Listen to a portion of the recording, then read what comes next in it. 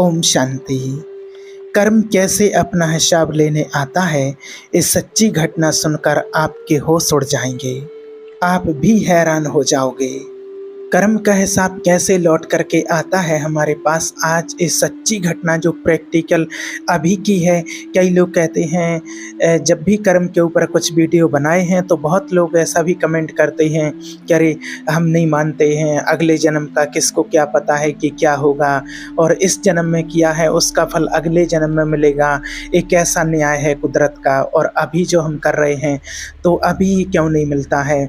तो देखिए, कुछ कर्म ऐसे होते हैं जिसका फल हाल के हाल मिल जाता है, लेकिन कुछ कर्म ऐसे होते हैं जिसको आने में टाइम लगता है। जैसे मान लीजिए आज आपने एक आम का पौधा लगाया है और आम का बीज डाला है। आम का बीज डाला है, अब उसमें से पौधा निकलेगा। अब ऐसा थोड़ी कि अब 4 दिन के बाद उसमें आम आ जाएं और आम खाने लग जाओ, उसमें समय लगता है। उसमें आपको 2-3 साल लग सकते हैं, 1 साल लग सकता है, उसके बाद उसमें फल आएंगे। और कुछ ऐसे कर्म होते हैं, ऐसे बीज होते हैं कि आज डालो आप तो उसका 3 महीने बाद उसका फल मिल जाएगा। तो कुछ कर्म हाल के हाल हो जाते हैं, लेकिन कुछ कर्मों को ऐसे हमारे होते हैं जिनको समय लगता है। लेकिन आज की जो घटना है, ये प्रैक्टिकल घटना जो आपको बताने वाले हैं, तो ये अभी किया है और उस व्यक्ति को अभी इसका कैसे उसका फल मिला है वो लौट करके आया है। तो आपके होश उड़ा देने वाली ये सच्ची घटना है। इसलिए आपसे बार बार कहते हैं कि आप भगवान से डरो या ना डरो। भगवान तो आपका पिता है, वो तो आपको माफ़ भी कर देगा। लेकिन कर्म एक ऐसा सिद्धांत होता है, कर्म ऐसा है जो कभी किसी को माफ़ नहीं करता है।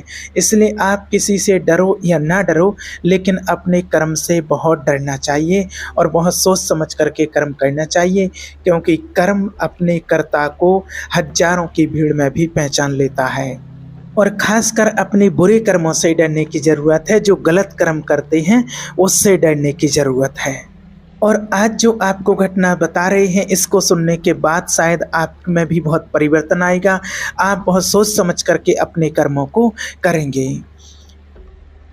एक हैदराबाद के बिजनेसमैन हैं, उन्होंने वीडियो देखा होगा और कर्मा के ऊपर, लॉ ऑफ कर्मा के ऊपर काफ़ी वीडियो बनाए हैं। उन्होंने वीडियो देखा होगा तो उन्होंने संपर्क किया और उन्होंने बताया कि आपके जो वीडियो है मैंने देखा है और इस चीज़ को मैंने प्रैक्टिकल में अनुभव किया है।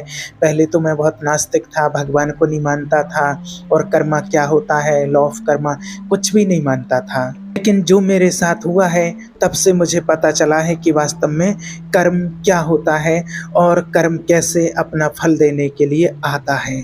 आज दुनिया में बहुत सारे लोग ऐसे हैं जो कर्म के लिए मानते नहीं हैं, बहुत कुछ भी उल्टा सीधा करते रहते हैं, दूसरों के साथ गलत करते रहते हैं, और उन लोगों को भी लगता है कि कुछ भी नहीं होगा या फिर कल जो होगा वो देखा जाएगा, और ऐसे कुछ नहीं होता है। लॉ ऑफ कर्मा, इससे कुछ नहीं होता है, सब फालतू की बकवास की बातें हैं, लोग ऐसे ही करते रहते हैं। ऐसे मानने वाले बहुत लोग हैं। और अपना फ्रेंडशिप जो आजकल चल रहा है, वो एक को छोड़ा दूसरे को बनाया, तीसरे को बनाया, ये दुनिया में माना चलता ही रहता है और लोग कर रहे हैं। और कुछ भी नहीं है कि ना कुछ भगवान होता है ऐसा, ना कोई ऐसे कर्म को मानने वाले होते हैं, और वो इन चीज़ों को मानते नहीं हैं।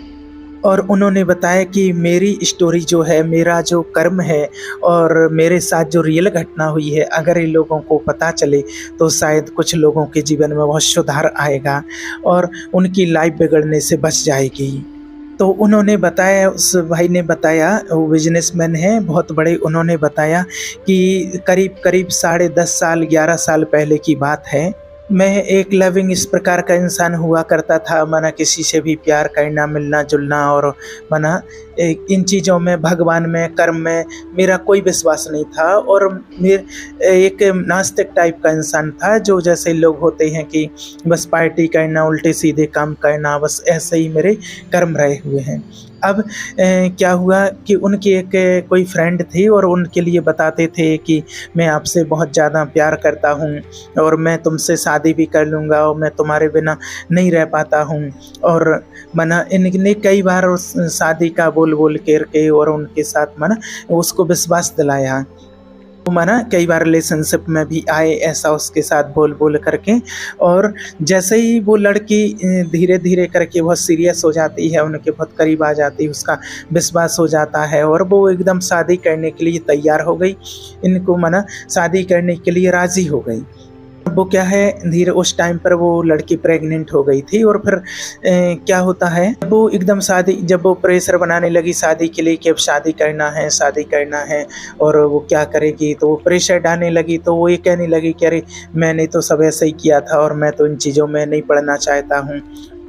और उन्होंने बताया कि जो लड़की थी वो थोड़ी हैंडीकैप्ड थी थोड़ी सी, और दिखने में वो बहुत ही सुंदर थी। तो वो कहते हैं कि मुझे लगा कि मुझे ये चाहिए है, लेकिन मैंने गलत किया उसके साथ, और वो हैंडीकैप थी। तो मेरी सोच में तो पहले ही से था कि ये हैंडीकैप्ड है और इसको बस यूज करो, यूज करने के बाद इसको फिर मैं छोड़ दूंगा, अपनी लाइफ से इसको निकाल दूंगा। अब जब लड़की की ओर से काफ़ी प्रेशर आना शुरू किया और इस व्यक्ति ने बिल्कुल मना कर दिया कि नहीं, मैं तुमसे नहीं करना चाहता हूँ शादी, और मैं तुमसे कुछ नहीं करता हूँ, प्यार नहीं करता हूँ, और उसको बिल्कुल छोड़ दिया। अब जब किसी के साथ ऐसा करेंगे तो उसकी क्या हालत होती है।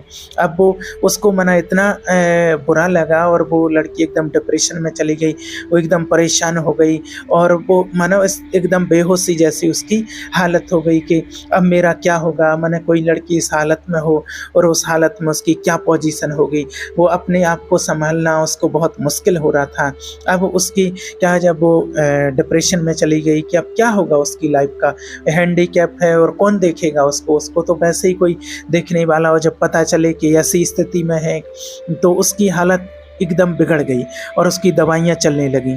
और कुछ महीनों में ऐसा एक फेज़ आया कि उस लड़की ने सुसाइड कर लिया, और ये व्यक्ति किसी न किसी प्रकार से बच गए। उसने मृत्यु कर ली, उस आत्महत्या कर ली उस लड़की ने, और ये किसी न किसी प्रकार से बच गए। और इनको लगा कि अरे मैं तो बिल्कुल बच ही गया है और मेरा कुछ नहीं हुआ है। वो लड़की भी चली गई, मेरी लाइफ से चली गई, उसने सुसाइड कर लिया है, और उसने ऐसा कुछ भी किसी को नहीं बोला है, कोई सबूत नहीं छोड़ा है जिसके कारण मेरे पर कोई इल्ज़ाम लगे या मेरे पर कोई केस लगे। ऐसा कुछ भी नहीं हुआ है। और ये व्यक्ति चैन से, माना उनको लगा कि मैं चैन से जी सकता हूँ, सुखी रहूँगा और खुश रहूँगा। लेकिन वो कहते हैं लास्ट टाइम पर जब उसने बात किया तो उसने माना बहुत बद्दुआएं दी थी कि तुमने मेरे साथ गलत किया है और तुम्हारे साथ भी ऐसा होगा और तुम्हें कभी ना कभी इसका फल भोगना ही पड़ेगा जो आपने मेरे साथ किया है, और मैं आपसे बदला लेकर के छोड़ूंगी, मैं आपको छोड़ूंगी नहीं। और उस व्यक्ति को लगा कि चलो व्यक्ति जब चला ही गया, कोई सबूत नहीं है, तो सब मामला रफा दफा हो गया, कुछ नहीं, ये अपनी चैन से लाइफ जीने लगे। इन्होंने समझा कि कुछ है ही नहीं। और फिर क्या हुआ, थोड़े दिन के बाद किसी और लड़की के संपर्क में आते हैं और वो व्यक्ति किसी लड़की से माना शादी कर लेते हैं, और जब धीरे धीरे करके उनकी शादी हो जाती है, और शादी के कुछ साल बाद ही जब उनका एक बच्चा हुआ तो वो वहाँ पर एक बहुत ही बड़ा रहस्य, बहुत ही बड़ा यू टर्न देखने में आया है। पहले तो व्यक्ति को लग रहा था कि अरे कुछ नहीं होता है और सब कुछ सिमट गया, निपट गया है, कुछ नहीं बचा, और बहुत ही खुशी से माना कि चलो इनको बहुत अच्छी वाइफ मिल गई है, इनकी अच्छे से शादी हो गई है, इनकी लाइफ बहुत अच्छे से चल रही है। और वो पास्ट वाली बात है, 10-11 साल पहले वाली बात है, और उसका कोई रिलेशन नहीं है, कोई मतलब नहीं है उससे। खुश रहो, और अपनी लाइफ की बहुत अच्छी तरीके अपनी लाइफ गुजर रही थी, दोनों की बहुत अच्छे से चल रहा था, और बिजनेस में भी बहुत तरक्की कर रहे थे। और उसको लगता था कि जो भी पास्ट का है वो तो गया, वो तो ख़त्म हो गया, उससे तो कोई मतलब ही नहीं है।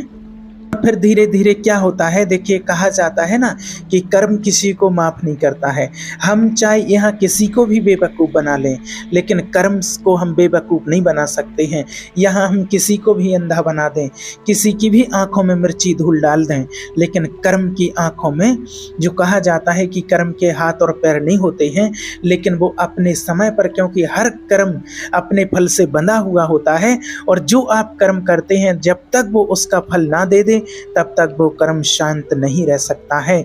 ऐसी ही घटना उस व्यक्ति के साथ घटी कि जब उन्होंने देखा कि उनके यहाँ एक बेबी गर्ल हुई और वो हैंडीकैप थी, वो विकलांग थी, अब वो देख करके इनके होश उड़ गए कि अरे जो मैंने कर्म किया था आज से 10-11 साल पहले, वो माना 10 साल तक तो ये व्यक्ति कहीं ना कहीं खुश रहा। इनका धंधा, बिजनेस, लाइफ बहुत अच्छा चल रहा था, सब कुछ, कोई दिक्कत नहीं थी। लेकिन जो कहा जाता है ना कि कर्म है तो वो एक विधान तो बनता है उसका, प्रकृति का भी विधान है कि माना जो आने में थोड़ा समय तो लग सकता है। कहते हैं कि इंसान कहता है कि भगवान की यहाँ देर है, अंधेर नहीं है। थोड़ा समय तो लग सकता है लेकिन अंधेर नहीं, न्याय जरूर होगा। आपके लिए न्याय जरूर मिलेगा, आपके साथ या आपने जिसके साथ जो किया है उसका न्याय तो आपको मिलेगा ही। अब थोड़ा सा समय लगता है कि जो प्राकृतिक का नियम है, जो कर्मा है, वो कैसे विधान बनाता है अपना फल देने के लिए। तो ऐसा नहीं है कि आपने कोई कर्म किया है, किसी के साथ कुछ बुरा किया, गलत किया है और आपको उसका फल देखने के लिए नहीं मिल रहा है।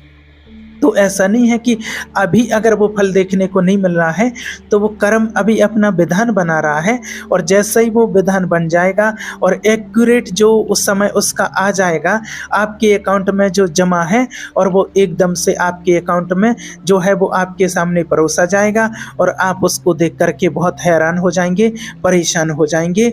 और जब उस व्यक्ति के साथ ऐसा हुआ तो वो बहुत हैरान हो गए कि मैं बिल्कुल सही, मेरी वाइफ एकदम सही, वाइफ बहुत सुंदर, वो लड़की ऐसी हो गई, अब इसको पूरी लाइफ संभालना पड़ेगा, इनके साथ क्या होगा।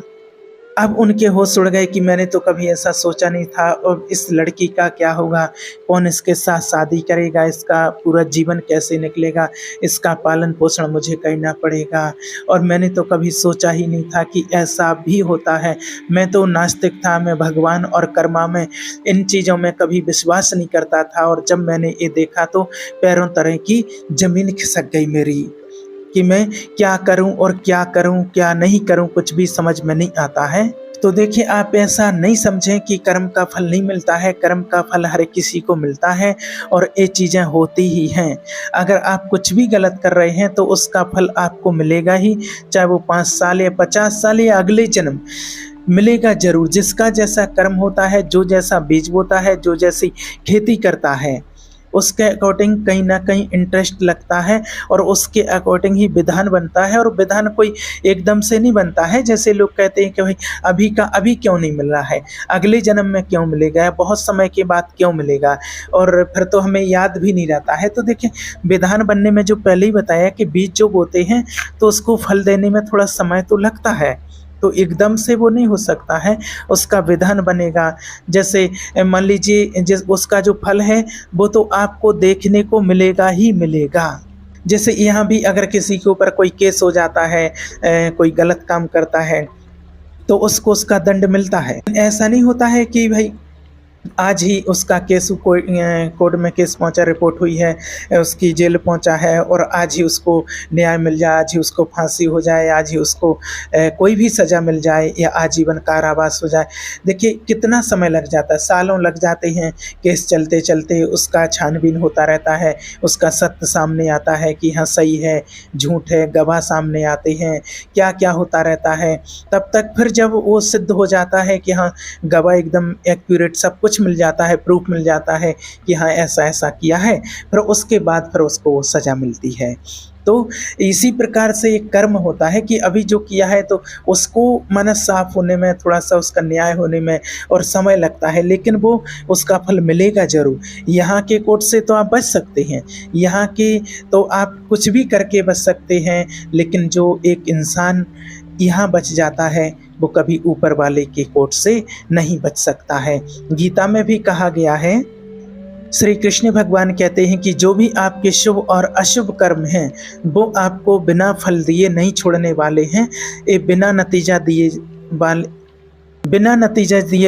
बिना ये छोड़ नहीं सकते हैं, और जो आपने किया है वो आपको भोगना ही पड़ेगा, चाहे आपके साथ वो 5 साल में हो जाए, 1 साल में हो, 10 साल में हो या अगले जन्म में हो, लेकिन आपको वो भोगना ही पड़ेगा। आप समझो, आपने जो कर्म किया है अब उसका विधान बन रहा, तैयारी हो रही है, आपको उस चीज़ का पता नहीं है, जैसे कोई नाटक होता है, जब रामलीला हो, एक्टिंग हो, नाटक हो, कुछ भी हो, तो एक पर्दा लगी रहती है और पर्दे के पीछे एक्टर तैयार होते हैं। माने तैयारी चल रही है जैसे पर्दे के पीछे, और जैसे ही वो समय आ जाएगा शुरू होने का, नाटक शुरू होने का, तो पर्दा खुल जाएगी और एक्टर सामने आ जाएंगे और अपनी एक्ट करेंगे, वो शुरू हो जाएगा। तो इसी प्रकार से समझो कि विधान बन रहा है आपके पर्दे के पीछे, और जैसे ही वो विधान बन जाएगा और जब वो समय आ जाएगा तो वो घटना आपके सामने आएगी, और वो एक्सीडेंट जब होगा तब आपको समझ में आएगा कि अरे हाँ, ये चीज़ें होती हैं और इससे आप कभी बच नहीं सकते हैं। और जब किसी के साथ ऐसी घटना घटती है तब लोगों को समझ में आता है कि वास्तव में किसी के साथ कुछ भी गलत नहीं करना चाहिए। अपने कर्मों से हमें डरना चाहिए। आज कई लोग होते हैं कि ऐसा करते रहते हैं, अपने किसी फ्रेंड को बेवकूफ़ बनाते हैं, घर वालों को बेवकूफ़ बनाते हैं, किसी लेन-देन में किसी को बेवकूफ़ बनाते हैं, रिश्तों में बेवकूफ़ बनाते हैं, बाहर वालों को बेवकूफ़ बना सकते हैं। आप यहाँ के इंसानों को तो किसी को भी आप बेवकूफ़ बना सकते हैं, लेकिन ईश्वर का जो विधान है, यूनिवर्स का जो विधान है, परमात्मा का जो विधान है, उसको आप बेवकूफ़ नहीं बना सकते हैं। आप कितना भी चालाक बन जाओ, लेकिन आपको एक दिन अपने कर्म के आगे अपना सर झुकाना ही पड़ेगा, उससे कोई बच नहीं सकता है। इसलिए आपसे बार बार यही कहते हैं कि अपने कर्मों को बहुत सोच समझ करके चलो, किसी को अपनी ज़िंदगी में धोखा नहीं दो, नहीं तो एक दिन आपको भी धोखा मिलेगा, और जब वो कर्म लौट करके आता है तो हमारे होश उड़ जाते हैं।